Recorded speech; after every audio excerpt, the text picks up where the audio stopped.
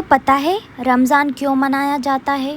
اگر آپ کو نہیں معلوم تو چلیے میں بتاتی ہوں کہ رمضان کیوں منایا جاتا ہے۔ ایک ایسا مہینہ جو اللہ کی رحمت لے کر آتا ہے۔ اس مہینے کو رحمت، مغفرت اور برکت کا مہینہ مانا جاتا ہے۔ دنیا بھر کے مسلمز ہر سال اس مہینے کا انتظار کرتے ہیں کیونکہ اسلام میں یہ سب سے پاک مہینہ مانا جاتا ہے اور ہر مسلم کے لیے یہ مہینہ بہت امپورٹنٹ ہے۔ اس مہینے کا نام ہے رمضان۔ یہ اسلامک کیلنڈر کا 9واں مہینہ ہے۔ روزہ رکھنا اسلام کے 5 پلرز میں سے ایک ہے۔ رمضان کی شروعات چاند دیکھنے سے ہوتی ہے، اسے رؤیت ہلال کہا جاتا ہے، اور پھر شروع ہوتا ہے عبادت کا سفر۔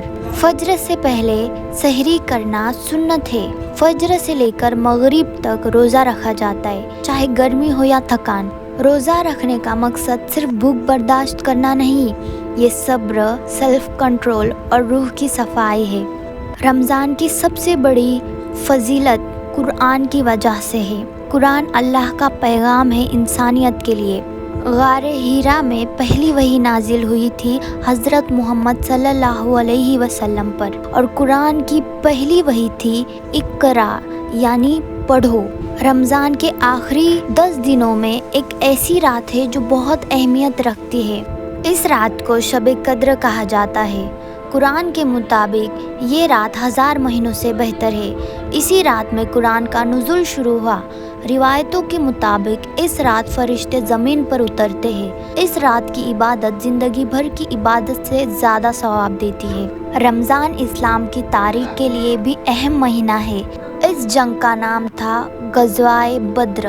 یہ اسلام کی پہلی سب سے بڑی جنگ تھی۔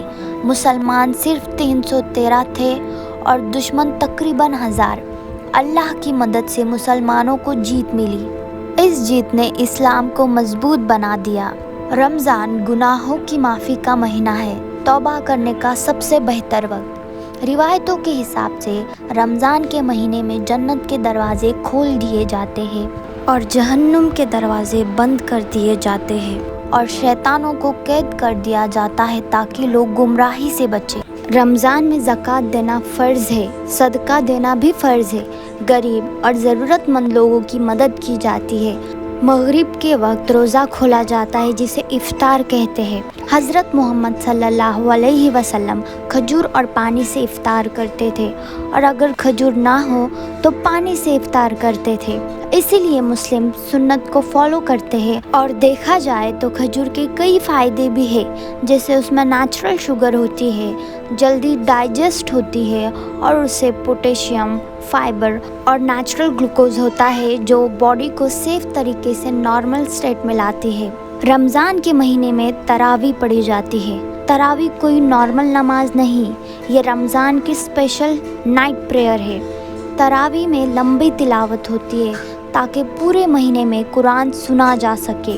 حضرت محمد صلی اللہ علیہ وسلم نے رمضان کی راتوں میں یہ نماز پڑھی، اور صحابہ نے بھی پڑھی، تبھی سے سبھی مسلمز اسے فالو کرتے ہیں اور تراویح کی نماز پڑھتے ہیں۔